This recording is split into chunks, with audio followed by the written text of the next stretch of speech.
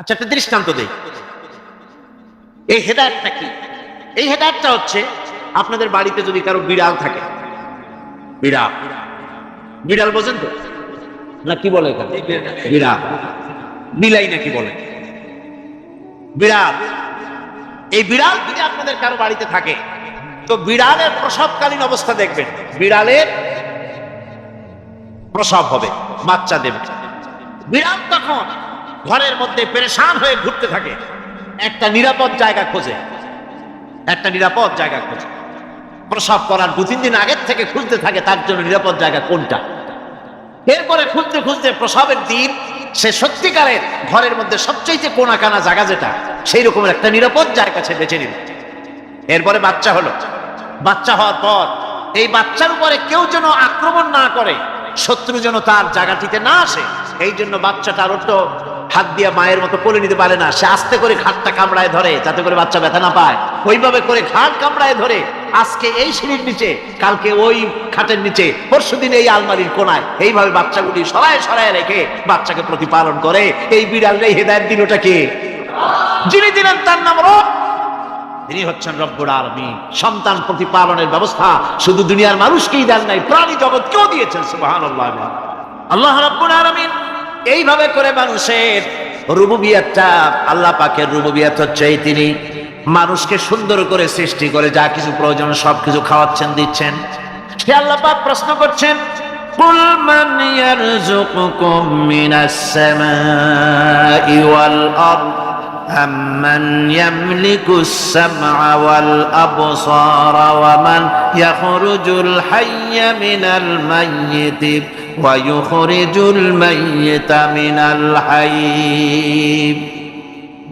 আকাশের প্রশস্ত বুক থেকে এবং জমিনের এই প্রশস্ত বুক থেকে কে রিজেক, তোমাদের খাদ্যকে উৎপাদন করে? কে নির্জীব থেকে সজীবকে বের করেন, আর কে সজীবকে নির্জীবে পরিণত করেন? তিনি কে? তিনি হচ্ছেন আল্লাহ পাক। আল্লাহ পাক বলছেন, এই প্রশ্ন যদি তাদেরকে করা হয় তো তারা কি বলবে?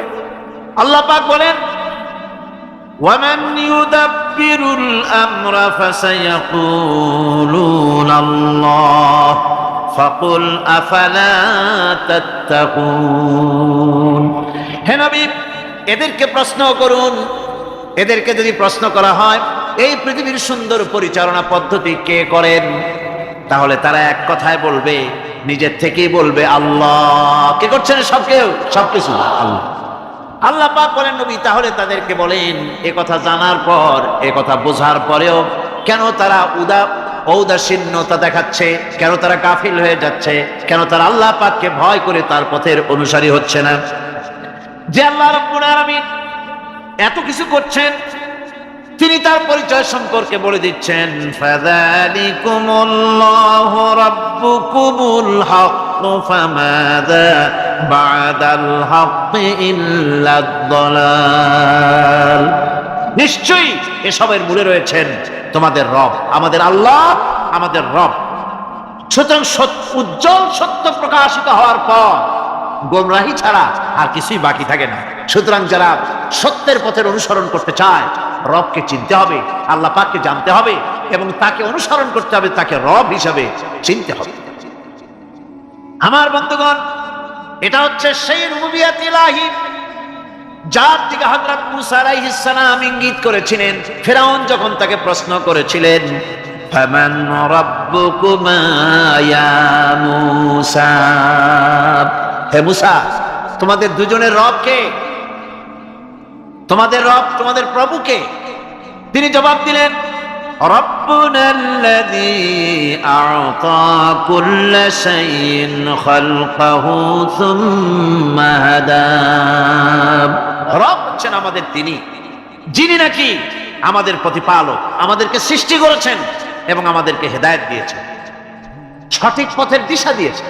এখানে হেদায়েত হচ্ছে, এখানে হেদায়েত শব্দের অর্থ হচ্ছে সৃষ্টি শুধু করেন নাই, তাকে চলা, তার খাদ্য অনুসন্ধানে, তাকে বেঁচে থাকার সবকিছুর উপকরণ, এর কমন সেন্স, এর সাধারণ জ্ঞান আল্লাহ পাক তার সাথে দিয়েছেন। তিনি হচ্ছেন রব। আমার একটা দৃষ্টান্ত আমি দেই, সেটা হলো এক দরবেশ। সে নাকি দরবেশ, বুঝুন, দুইটা শব্দ আছে, একটা হলো দরবেশ, আযাব এবং গজবে তাদেরকে নিবেদিত করবে।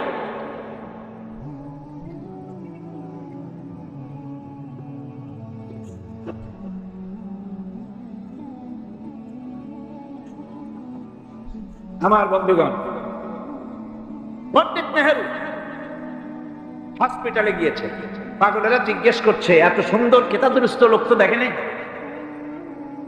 তুমি কে গো? উনি বললেন, আমারে ঠিক পাও নাই, আমি ভারতের প্রধানমন্ত্রী পণ্ডিত জওয়াহরলাল নেহেরু। এক পাগল অনেক সময় আপাদমস্তক নিরীক্ষণ করে দেখে বলছেন, ও সেই কথা, তা ঠিক আছে, আমরাও যখন এখানে এসেছি না, তোমার মতো এরকম লম্বা লম্বা কথা আমরাও বলতাম, থাকো আমাদের কাছে কিছুদিন, তোমার মাথাটাও ঠান্ডা হয়ে যাবে। সুতরাং দুনিয়ার এই রঙ্গমঞ্চে এসে যারাই স্বৈরাচার হয়েছে, মানুষের উপর নির্যাতন করেছে, নিজের মন গড়া আইন কানুনকে চাপায় রাখবার চেষ্টা করেছে, নিজের ক্ষমতাকে দীর্ঘস্থায়ী করার জন্য দলীয়করণ আত্মীয়করণের নিকৃষ্টতম উদাহরণ সৃষ্টি করেছে, আল্লাহ রাব্বুল আলামিন গজব দিয়ে তাদেরকে বিদায় করেছে। সুতরাং এই পৃথিবীর রঙ্গমঞ্চ,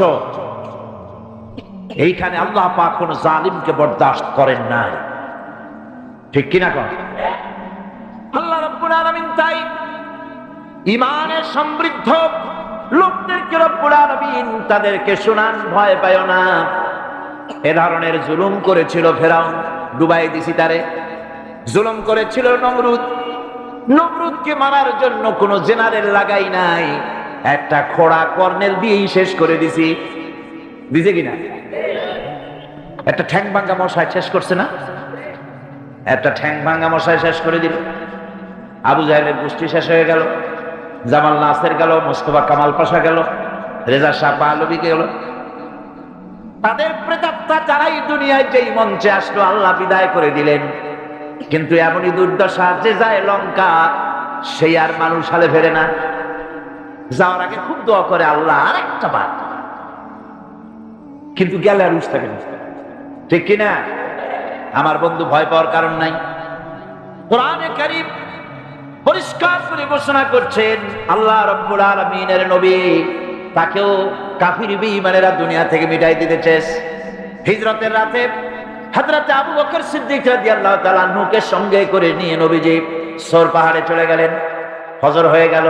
হযরত আবু বকর বলেন, হুজুর আর বাঁচার উপায় নাই, কাফেররা দেখে ফেলবে, এখনই পালাই, গুহার মধ্যে ঢুকি।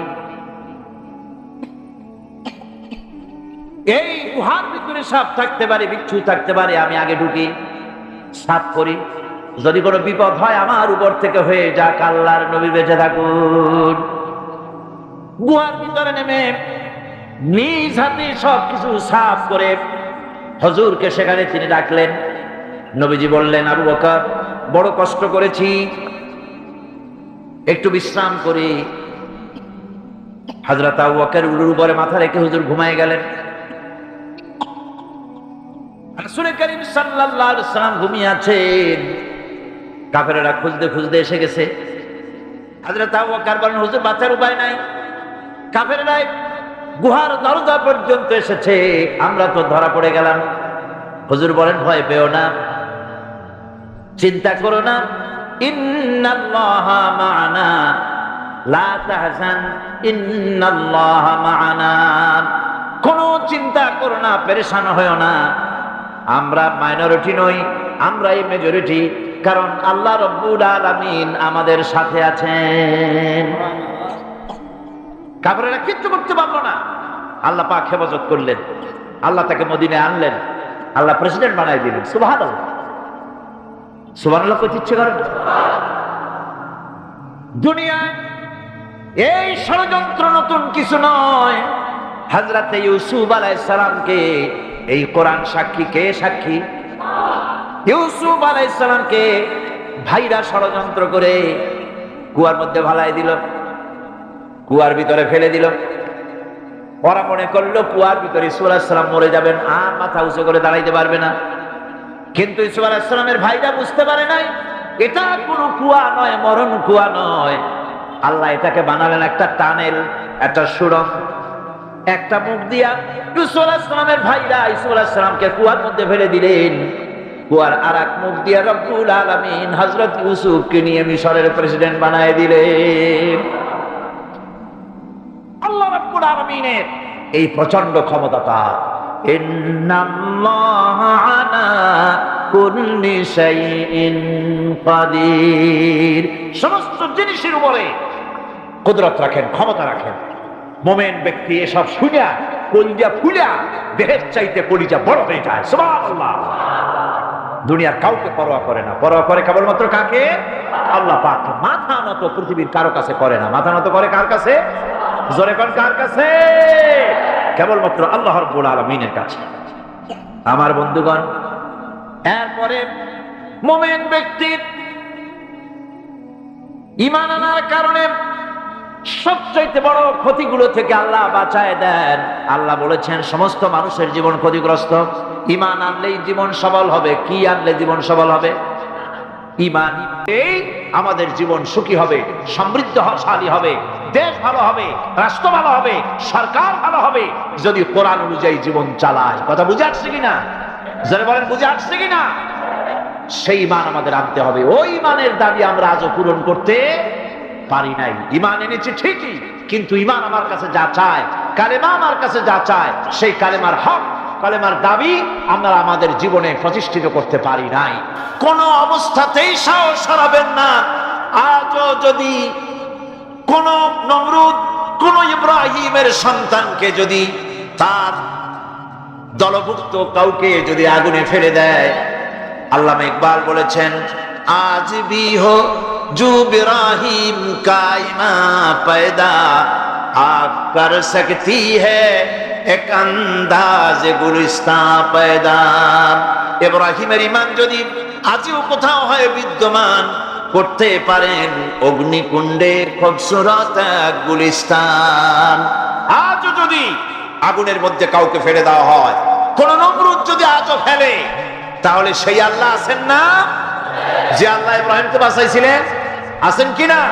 সে আল্লাহ পাক আজও আছেন এবং আগুনের ভেতর থেকে তার বান্দাকে তিনি হেফাজত করতে সক্ষম।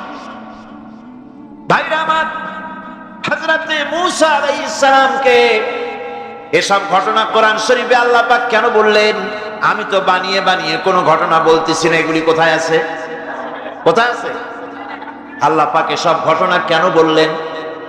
এই জন্য বলেছেন ফেরাউন এক যুগে এসেই বিদায় হবে তা না, নমরুদ এক যুগে এসেই বিদায় হবে তা না, আবু জাহেল এক যুগে এসেই বিদায় হবে তা না।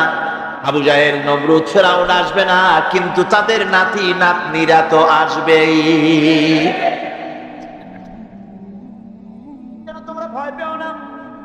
আল্লাহ রাব্বুল আলামিন কোরআনে কারীমের মধ্যে পরিষ্কার করে বলে দিয়েছেন, এসব ঘটনা শোনাচ্ছেন ইবরতের জন্য। কিসের জন্য বলেন? ইবরতের জন্য। আমরা তো ইবরত বুঝি না, আমরা উপদেশ বুঝি না, শুধু ফুর্তি করি।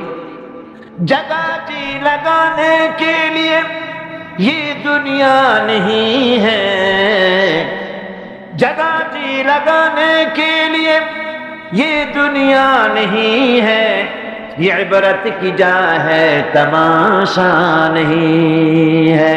এ পৃথিবী তো খেল তামাশা করার জায়গা না, এ পৃথিবী তাস খেলা জুয়া খেলার জায়গা না, এটা উপদেশ গ্রহণ করার জায়গা। উপদেশ দেখো, শেখো, উপদেশ গ্রহণ করো। হযরতে মূসা আলাইহিস সালামের কথা আল্লাহ শুনাইলেন। এই কোরআন শরীফের ভিতরে এক জায়গায় দুই জায়গায় নয়, অসংখ্য জায়গায় মূসা আলাইহিস সালামের কথা আল্লাহ বলেছেন, ঠিক কিনা? ইব্রাহিম আলাইহিস সালামের কথা বলেছেন, ঠিক কিনা? মূসা আলাইহিস সালামের কথা আল্লাহ পাক শুনাই দিলেন।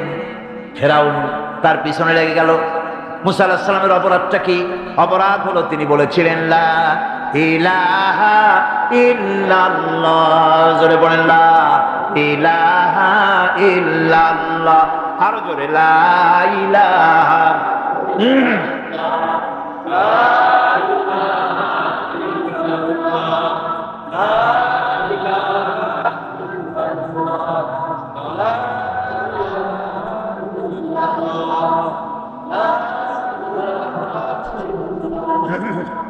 লা ইলাহা ইল্লাল্লাহু মুহাম্মাদুর রাসূলুল্লাহ।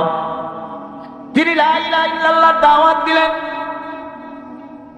ফেরাউন জবাবে বলল, মা আলিমতু লাকুম মিন ইলাহিন গায়রি, আমি তো জানি না, আমি ছাড়া আরো ইলাহ আছে, আমি তো জানি না।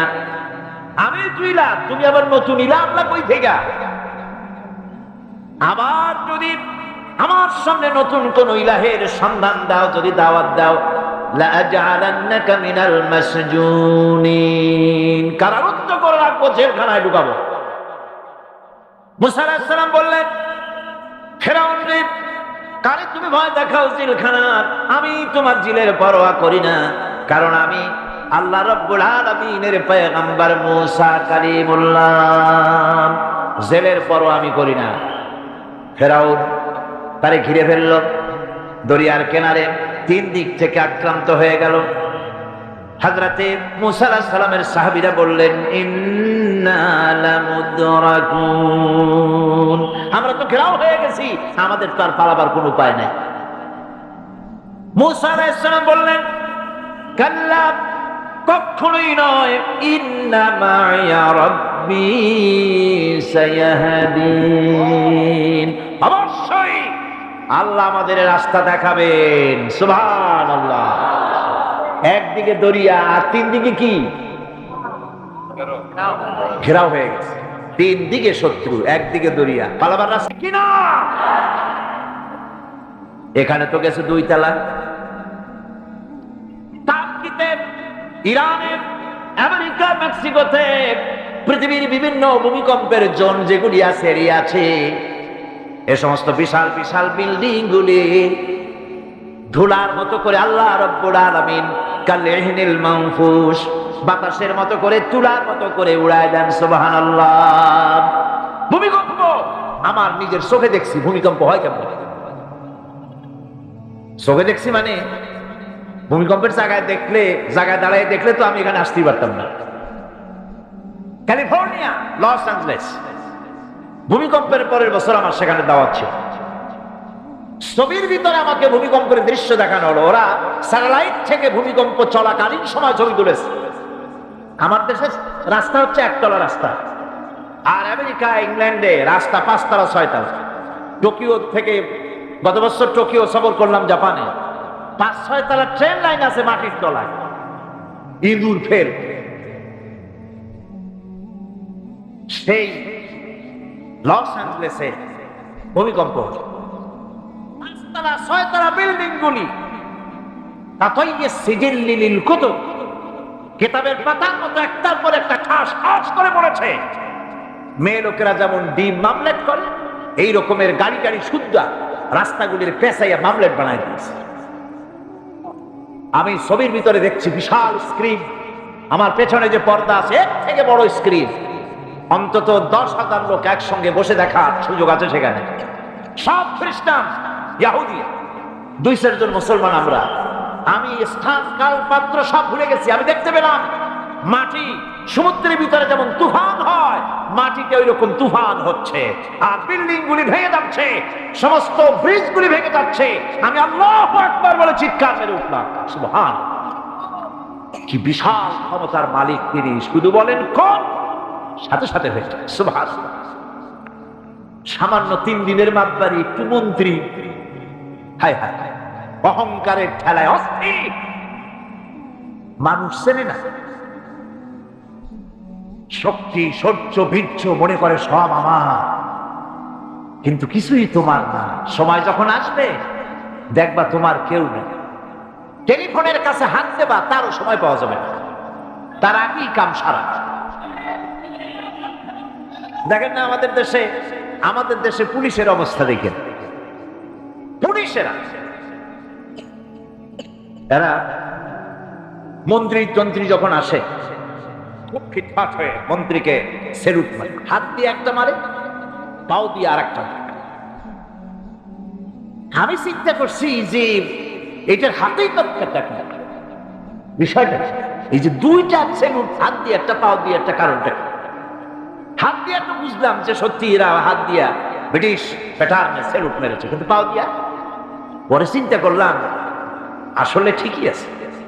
তার মানে হলো এর হাকিকত হচ্ছে, যতদিন মন্ত্রী সাহেব এই সরকারের আইন মেনে, এই সংবিধান মেনে বাংলাদেশের স্বাধীনতা, স্বাধীন অস্তিত্ব, সার্বভৌমত্বকে